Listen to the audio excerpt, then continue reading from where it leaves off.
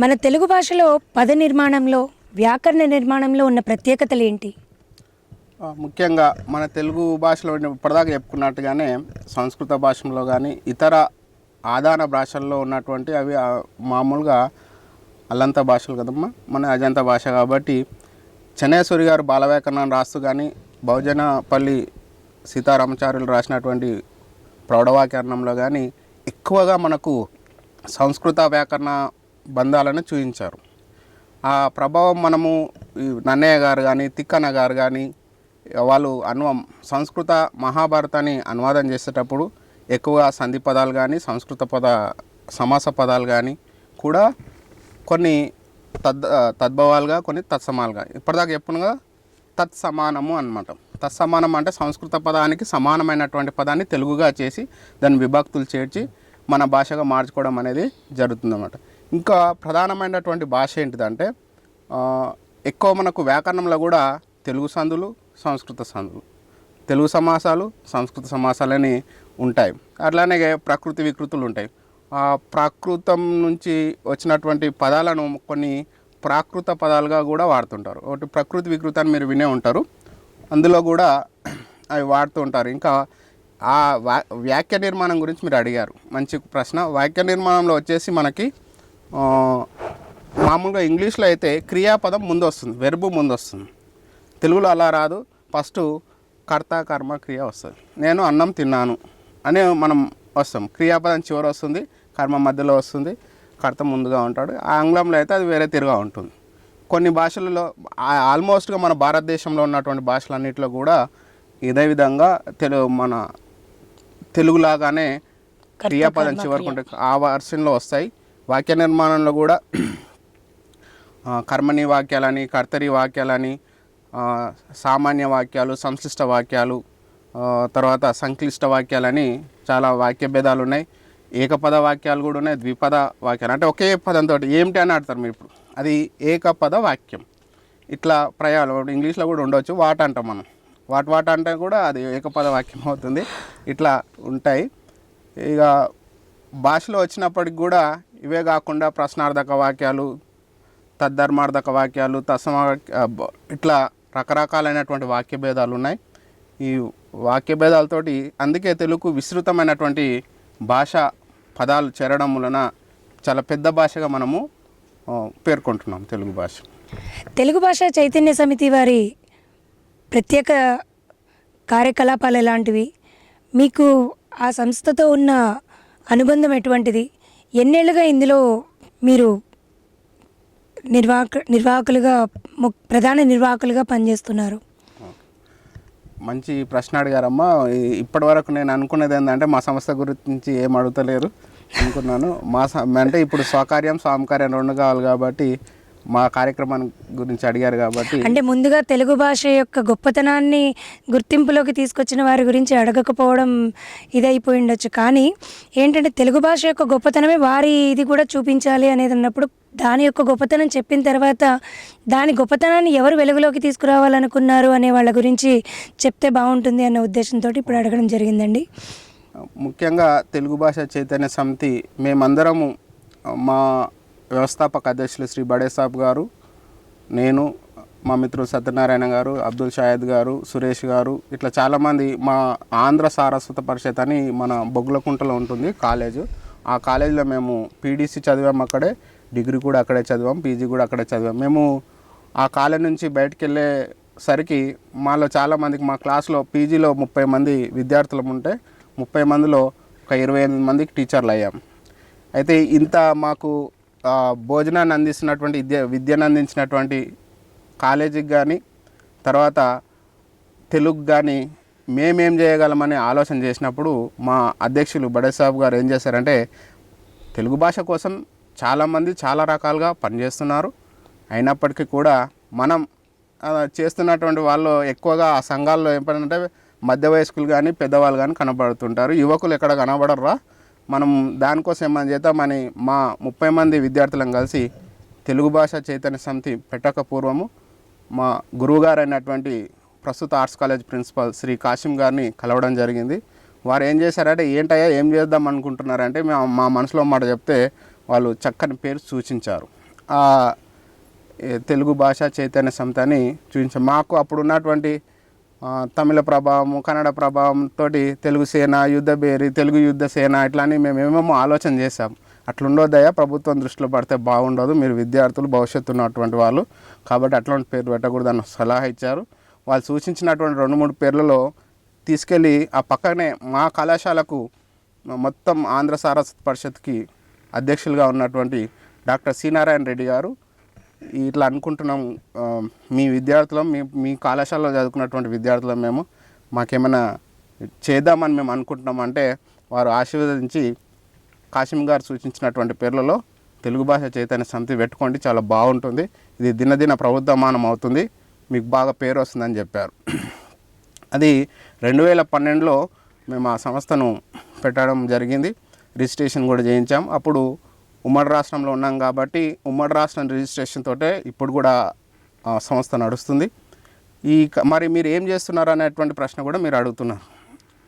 చాలా ముందుగా మేము ఏం చేయాలనేటువంటి దాంట్లో అప్పుడే ప్రవేశించాం కాబట్టి చిన్నగా ప్రోగ్రాంలు చేయండి అని చెప్పి అప్పుడు మాకున్నటువంటి పెద్దల్లో తెలిసినటువంటి వాళ్ళు ద్వాన శాస్త్రి కానీ, తర్వాత నందిని సిద్ధారెడ్డి గారు కానీ, ఏను నరసింహారెడ్డి గారు కానీ, ఇట్లాంటి అప్పట్లో ఉన్నటువంటి కవి ప్రముఖులతోటి సలహాలు తీసుకొని ముఖ్యంగా ముందుగా మేము చేసినటువంటి కార్యక్రమాల్లో కవి సమ్మేళనాలు పెట్టాం.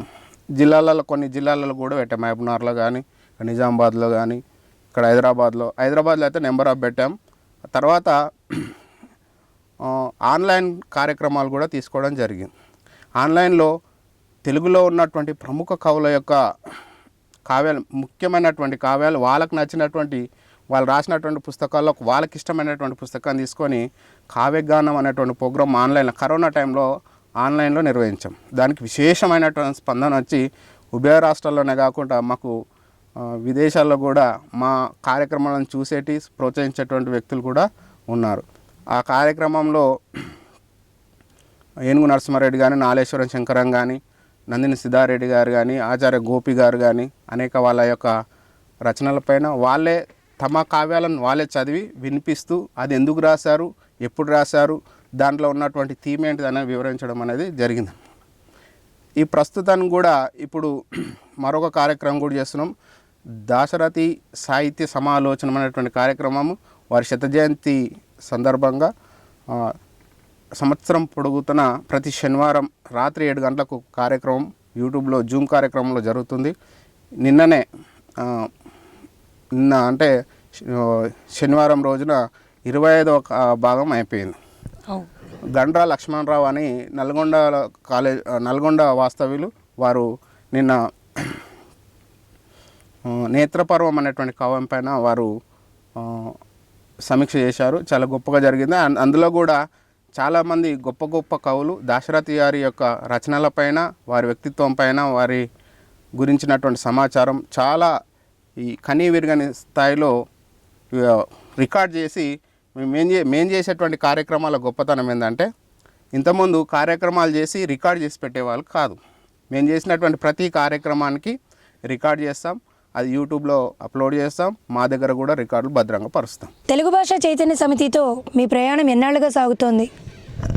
ఇంత ముందుగా చెప్పుకున్నట్టుగానే మేము 2012లో సంస్థను స్థాపించక ముందు నుంచి మా అప్పుడు ఇప్పుడు అనుకుంటున్నటువంటి వ్యవస్థాపక అధ్యక్షులుగా ఉన్నటువంటి బడే సాబ్ గారే అప్పుడు అధ్యక్షులుగా ఉండేవారు.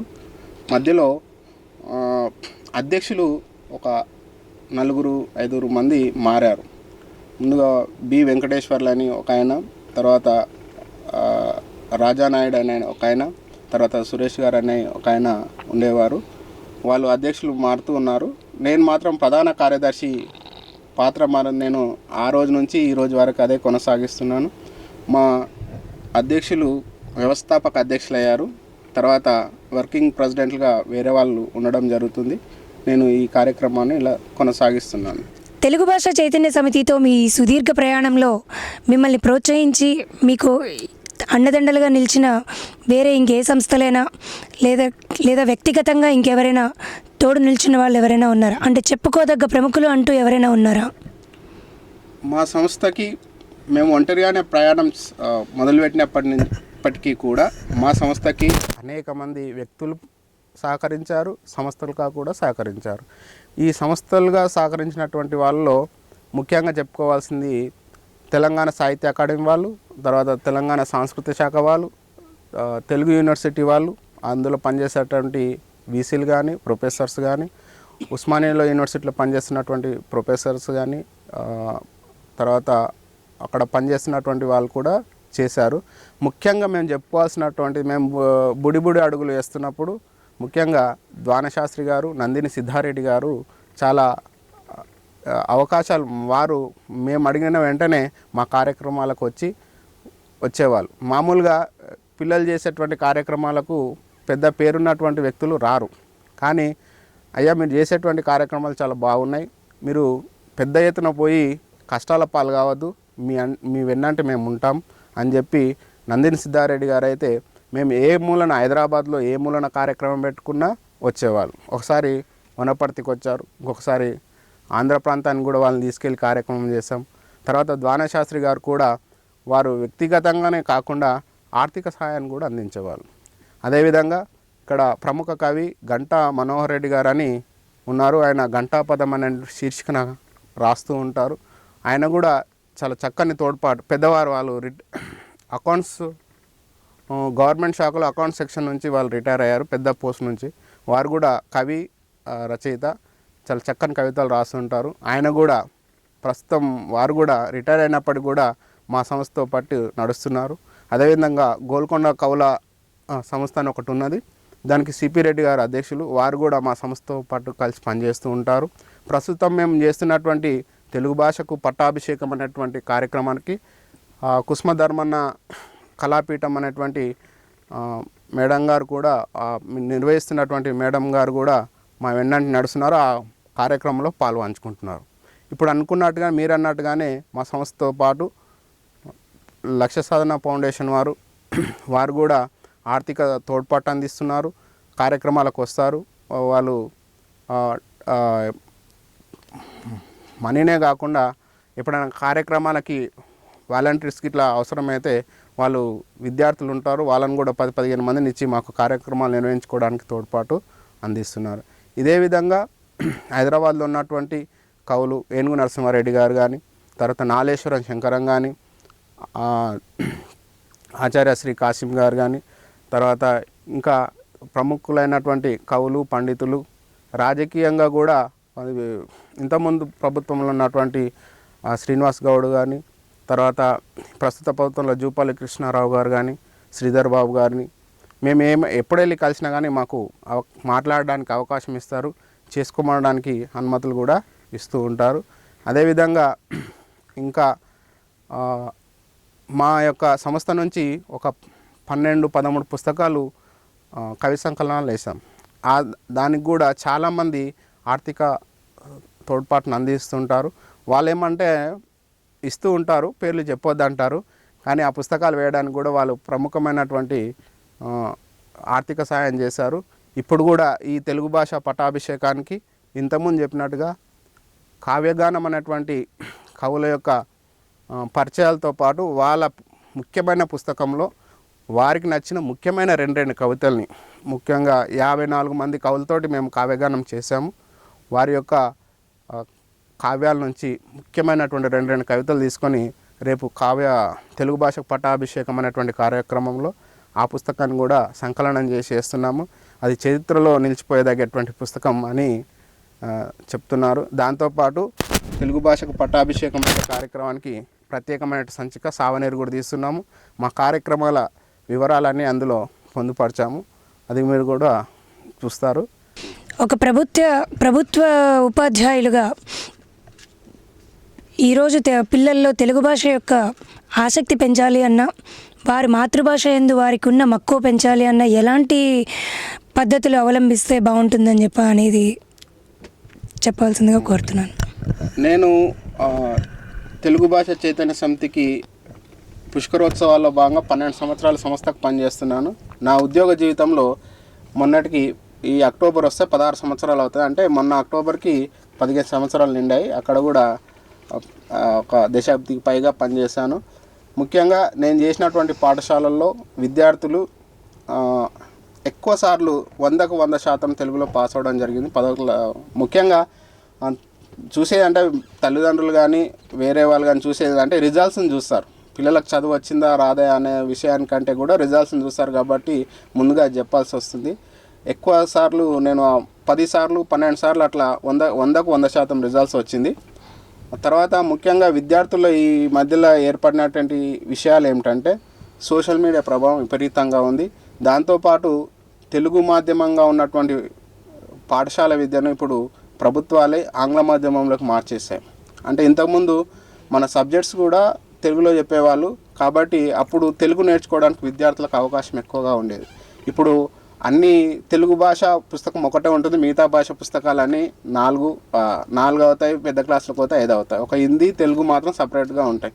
కాబట్టి తెలుగు మీద అంటే పిల్లగానికి తెలుగు ఈజీ అయినప్పటికీ మాతృభాష అయినప్పటికీ వినడానికి ఉత్సాహం చూపిస్తాడు, రాయడానికి ఉత్సాహం చూపిస్తాడు, కానీ ఆయనకు అందులో పరిశ్రమ చేయడానికి సమయం చాలా తక్కువ చిక్కుతుంది. కాబట్టి రాసేటప్పుడు విద్యార్థులు తెలుగు చాలా తప్పులు చేస్తున్నారు.